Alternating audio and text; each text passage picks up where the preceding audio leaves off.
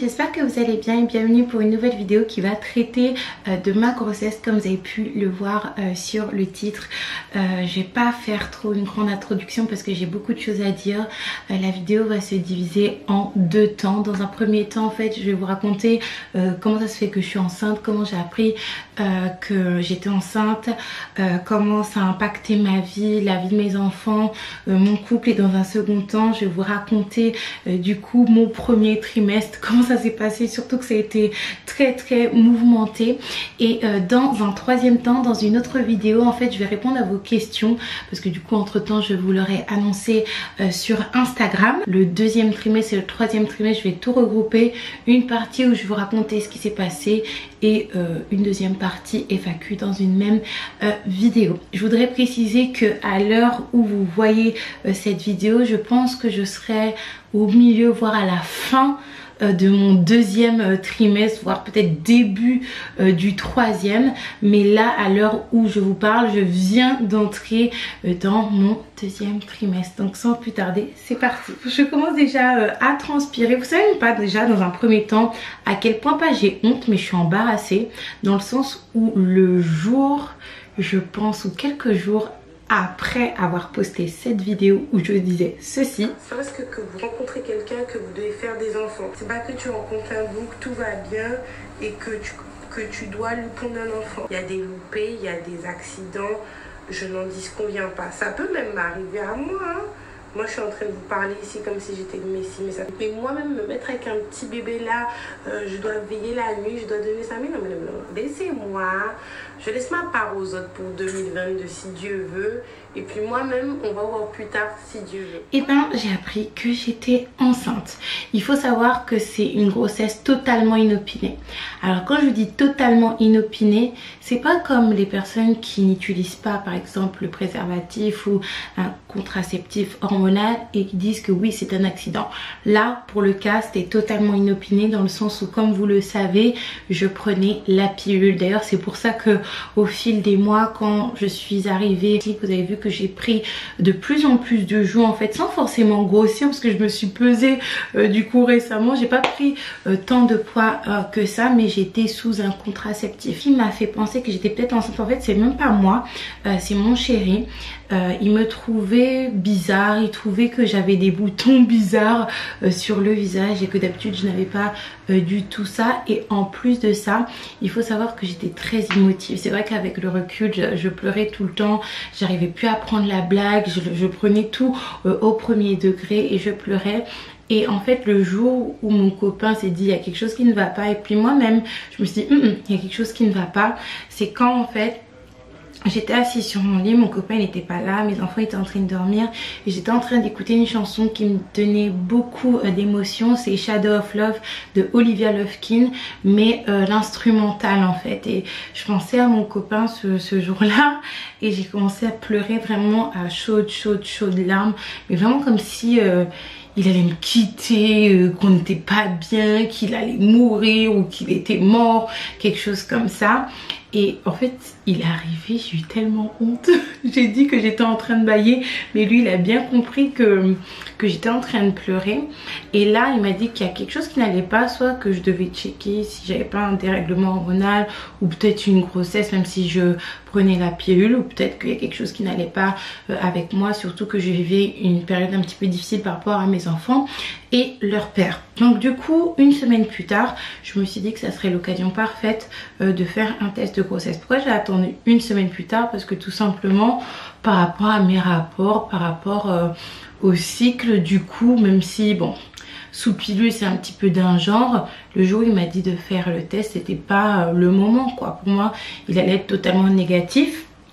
Donc du coup j'ai profité d'aller chercher des plaquettes de pilules pour les mois à venir pour justement faire le test de grossesse. Donc je fais mon petit test de grossesse arrivant à la maison, je le pose sur le rebord du lavabo, je commence à me changer parce que je devais faire quelque chose avec les enfants et 5 minutes passées, je regarde le test et là je vois qu'il y a 2 barres et qu'en plus la barre de test était très noire. Et là j'ai commencé à paniquer les filles. Clairement je suis partie en short bizarre dans ma voiture, j'ai pris mes enfants. J'ai passé un coup de téléphone à ma mère afin de l'informer de la situation. Pas en mode oui c'est une bonne nouvelle, mais il faut savoir que quand on est enceinte on est assez vulnérable physiquement. Il peut tout nous arriver, on s'en rend pas vraiment compte. Et moi je m'en suis rendu compte grâce à cette grossesse là, parce que le premier trimestre a été extrêmement compliqué, difficile. En plus je travaillais au Snack Élysée, mais je voulais informer ma maman au cas où il arrivait quelque chose, qu'elle soit au courant.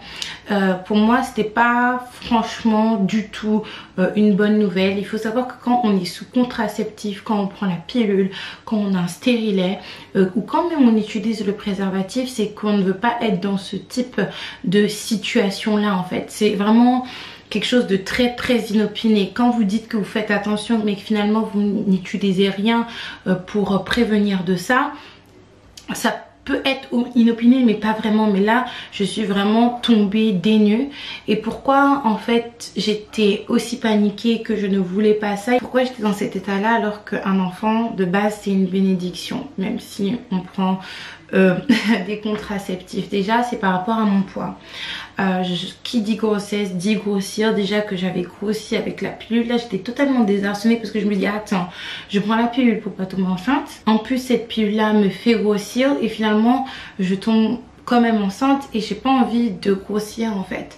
J'ai pas envie de grossir parce que le fait d'avoir la forme que j'ai là, en fait ça fait partie de mon métier, c'est ça qui me permet de m'épanouir professionnellement, c'est mon gagne-pain, une manière aussi. J'encourage les gens et je permets aux gens d'être la meilleure version d'eux-mêmes. Donc si je perds ça, je perds tout clairement. Surtout que vous savez, quand je suis en Martinique j'ai du mal à vlogger, et plus je prends de l'âge, plus j'ai du mal à vlogger des choses futiles en fait. Si c'est pour me voir tous les jours chez moi à faire mes dombrés, à faire mes quiches, à crier sur Nounou et Loulou, ça sert strictement à rien, ou à trouver des thèmes de vidéos pour faire des vlogs, ça ne sert strictement à rien. Je veux bien faire un vlog, voilà, un week-end, des choses comme ça, mais en fait le bien-être, la remise en forme, c'est mon cœur de métier. Et si je regrossis à cause d'une grossesse, comment je vais faire? Deuxième chose, par rapport à mon copain, on n'était pas sur ça. Et deuxième chose,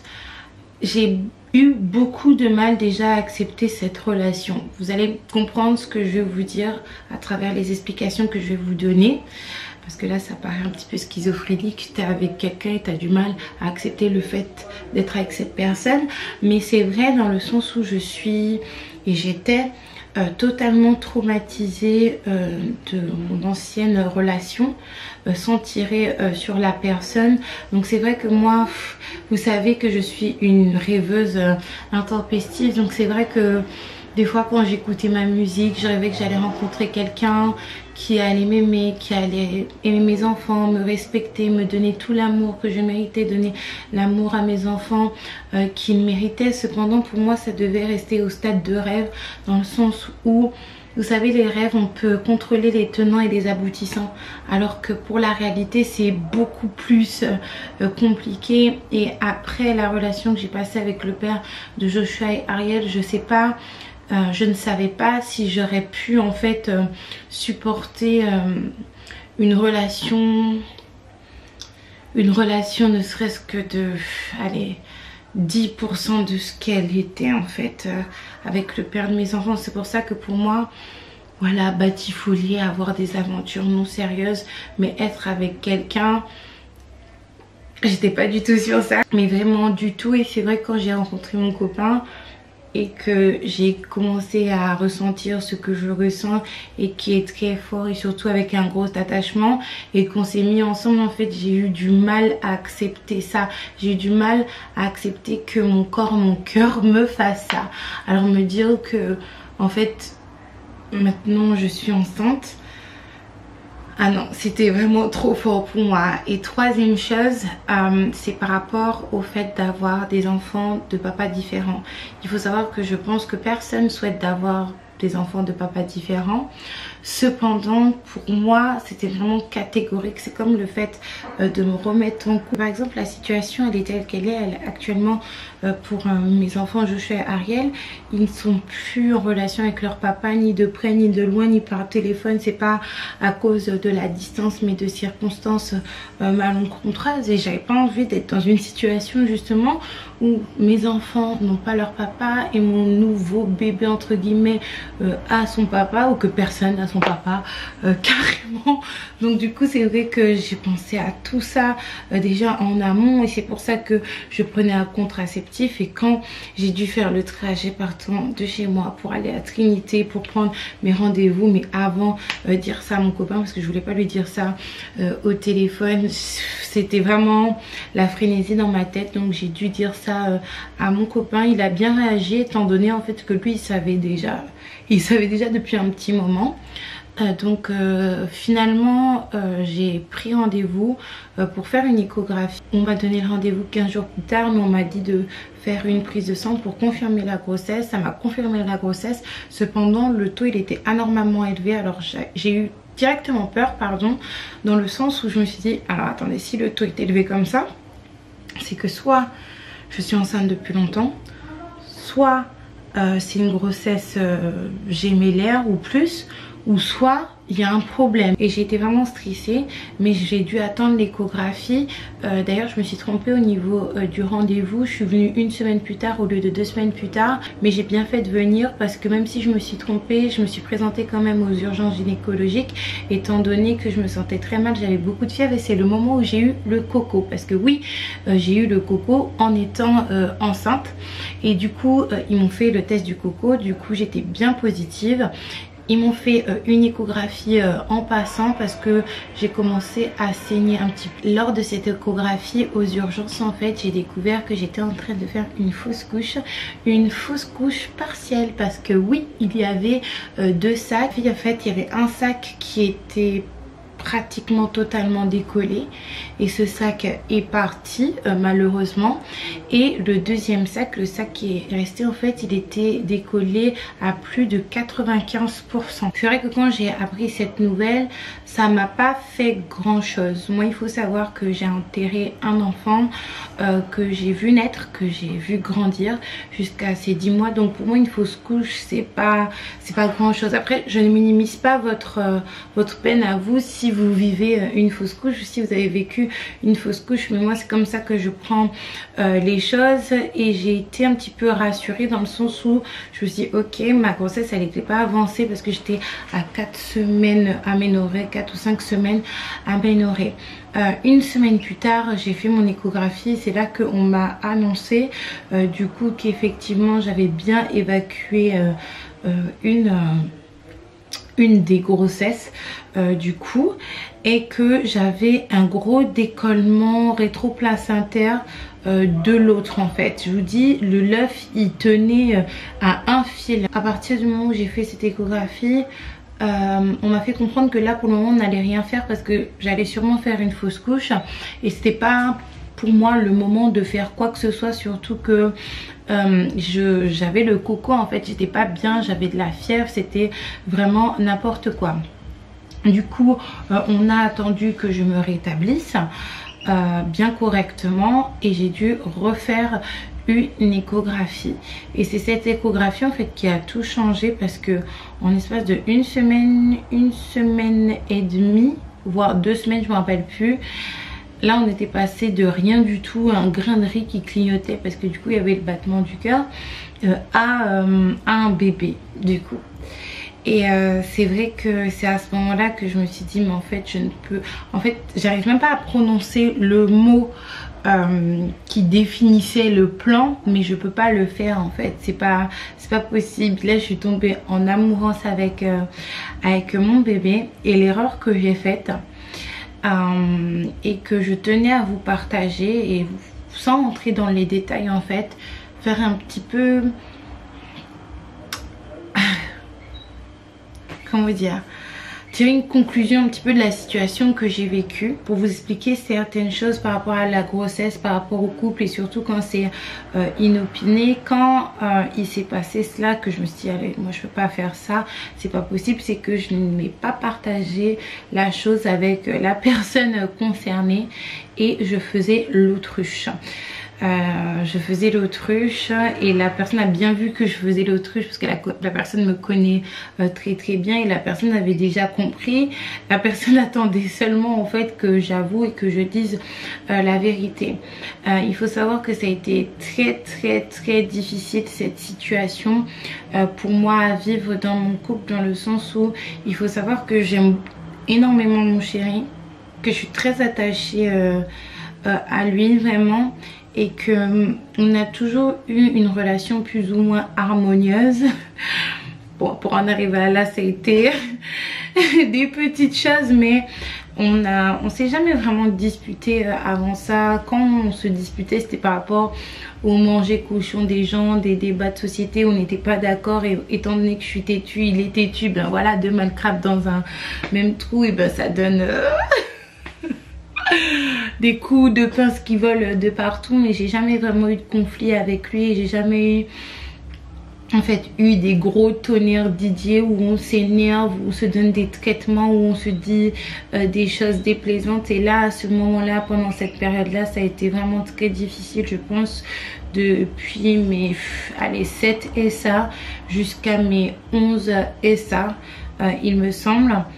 En fait, ce que je pourrais vous dire, c'est que en tant qu'homme, et ça je vous le dis de manière générique, c'est pas destiné à mon copain du tout, et je vais plus m'attarder sur les femmes parce que ce que je vais vous dire, et ben on vous le dit à chaque fois, vous devez comprendre que forcément la décision reviendra à la femme parce que c'est son corps, mais que si vous avez besoin de dire quelque chose, il faut le dire vraiment avec tact parce que c'est pas facile.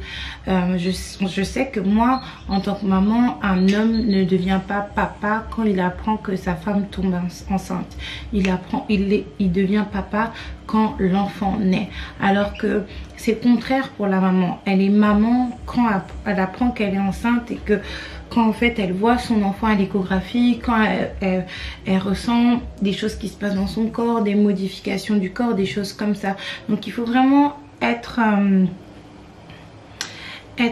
ces mots de manière assez méticuleuse, même si je pense que vous avez le droit de dire ce que vous pensez de la situation et de dire ce que vous voulez en fait. Et par rapport aux femmes, j'aimerais vous dire quelque chose qui est très important, et ça c'est peut-être des mots qui vont être durs parce que c'est pas quelque chose qu'on entend souvent, surtout de la part d'une femme de surcroît, d'une maman en devenir qui a déjà été maman en plus en amont. La phrase que vous dites a posteriori, il faut l'appliquer de manière antérieure aussi, parce que souvent on entend oui mais un enfant ça se fait à deux, donc tu dois être impliqué, tu dois faire ci, tu dois faire ça.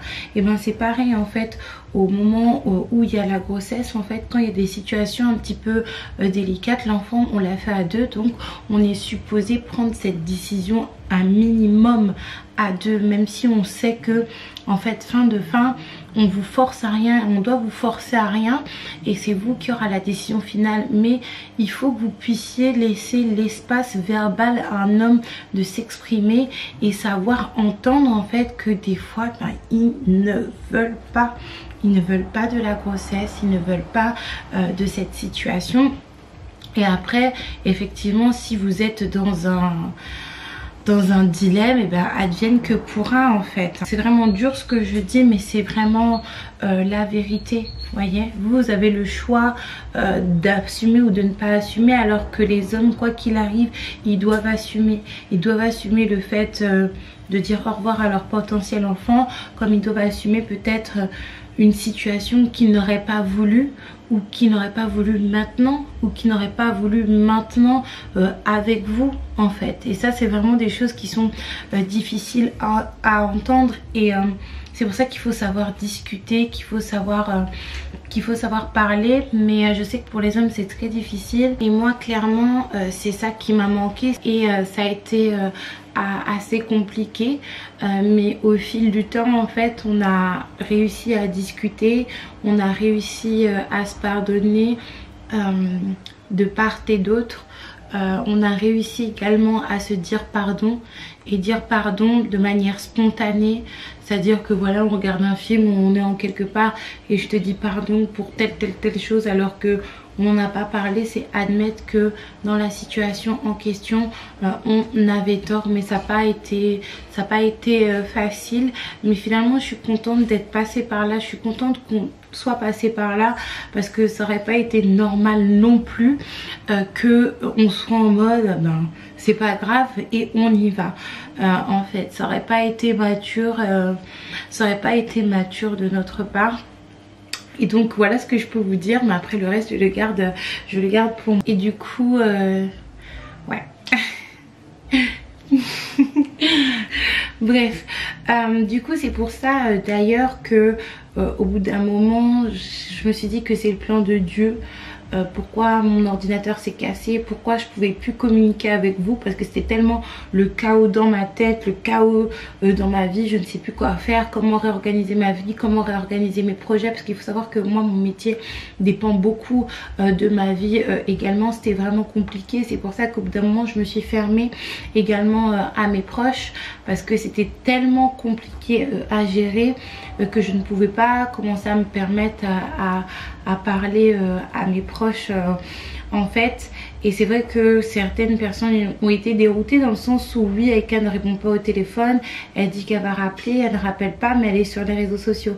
Mais il faut pas oublier que au-delà du fait que les réseaux sociaux, pour moi en fait c'est un endroit, une sphère où en fait ça me permet de m'évader, c'est mon travail. Donc c'est parce que c'est le chaos dans ma vie, que je suis plus en coco avec gérer dans un instant T, que je dois arrêter de travailler. Mais c'est vraiment pour ça. Mais là ça va beaucoup mieux et j'en suis vraiment très contente. Et là on peut passer du coup, étant donné que je vous ai raconté un petit peu l'histoire de ma grossesse, aux symptômes et les démarches que j'ai fait. Alors il faut savoir que les démarches, les examens que j'ai fait, je les ai fait assez tard, donc ça va être très expéditif. C'est pour ça que je vais commencer à parler de ça en premier, étant donné que c'était très compliqué, il y avait beaucoup de doutes, beaucoup de périodes de latence, beaucoup de périodes où je faisais l'autruche. J'ai commencé mon suivi assez tard, je l'ai commencé à presque 14 SA, à partir du moment où j'ai fait ma première échographie. Le jour où j'ai fait ma première échographie, j'ai fait la prise de sang de la trisomie 21. Et dans un deuxième temps, j'ai fait mon bilan sanguin de grossesse. Donc c'était vraiment quand même assez tard. Et après j'ai eu également, c'était un rendez-vous avec la sage-femme, mais j'étais déjà entrée dans mon second semestre, soit 15 SA il me semble. Mais pour le premier trimestre, à part faire des rendez-vous par-ci par-là, il n'y a pas eu vraiment de suivi. Deuxième chose, maintenant concernant comment j'ai vécu ma grossesse physiquement, moralement, émotionnellement, les symptômes et tout. Franchement, au niveau en fait tout, je vais pas vous mentir que tout a été zéro. Déjà émotionnellement et puis psychologiquement c'était très compliqué parce que je m'y attendais pas. Mais en même temps, comme je vous ai dit, étant une maman qui a perdu un enfant, je me voyais pas faire... je me voyais pas poursuivre, mais je me voyais pas faire des dingueries que moi que je qualifie comme dinguerie en fait, mais que certaines personnes ont qualifié comme un recours à quelque chose qui est nécessaire parce qu'ils ne peuvent pas assumer. Et ça, je ne vous critiquerai jamais pour ça. Et en même temps, comme c'était un petit peu compliqué ici, c'était un petit peu amour, non gloire et babillé. C'était vraiment ça. Donc c'était vraiment super dur, surtout que au niveau des symptômes de grossesse, j'étais vraiment très émotive. Sinon, à part ça, le premier trimestre a été très compliqué. Ça a commencé déjà avec beaucoup le fait d'être émotive qui plombait mon moral. Deuxième chose, je n'arrivais plus à faire des nuits complètes parce que j'allais tout le temps faire pipi. Vraiment, même ma fille des fois me croisait la nuit, me dit maman, pourquoi tu veux tout le temps faire pipi comme ça. Autre chose, des problèmes d'estomac. J'ai essuyé beaucoup de problèmes d'estomac à un point que franchement je pensais que j'avais un réel problème, dans le sens où à peine je mangeais quelque chose, j'avais mal à l'estomac, j'avais du mal à digérer, ça me faisait mal, j'avais un inconfort, j'étais obligée de me mettre sur le ventre, j'étais pas bien, en plus j'avais des reflux, ça montait jusqu'à ma gorge, jusqu'à mon nez. Des fois je me suis dit mon Dieu, mais c'est pas possible. Qu'est-ce qui se passe en fait? Parce que j'ai jamais vécu de grossesse comme ça. Il me semble que le pire que j'ai eu, je pense, c'était pour Joachim. J'ai vomi une fois, fatigue et puis c'est tout. Mais là c'était vraiment très très compliqué à gérer, à assumer. Mais les maux d'estomac, ça a duré pendant 4 bonnes semaines. À un point où moi qui ne vais pas souvent chez le médecin, j'ai dû aller chez le médecin. On m'a prescrit un traitement que je n'ai pas pris d'ailleurs. Je suis contre le fait de prendre trop de médicaments, surtout après quand vous avez un vrai problème de santé, ça a pu marcher sur vous en fait. Donc du coup c'est passé. Qu'est-ce que j'ai eu encore? Après j'ai eu le seul symptôme qui m'arrange, c'est ma poitrine, parce que j'ai pris vachement de poitrine. Donc étant donné que là peut-être il y a des choses que j'ai oubliées, je vous ferai un FAQ, vous allez me poser toutes vos questions et comme ça va me permettre de me rappeler certaines choses. Mais avant de finir, je vais vous montrer mon ventre. Voilà, je vous montrerai une vidéo également qui a été prise un petit peu à la lumière parce que là il commence à faire tard.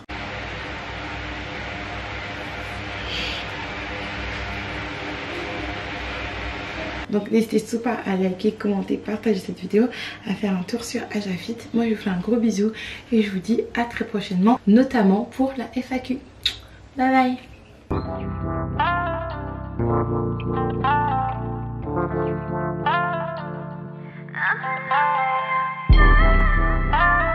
bye.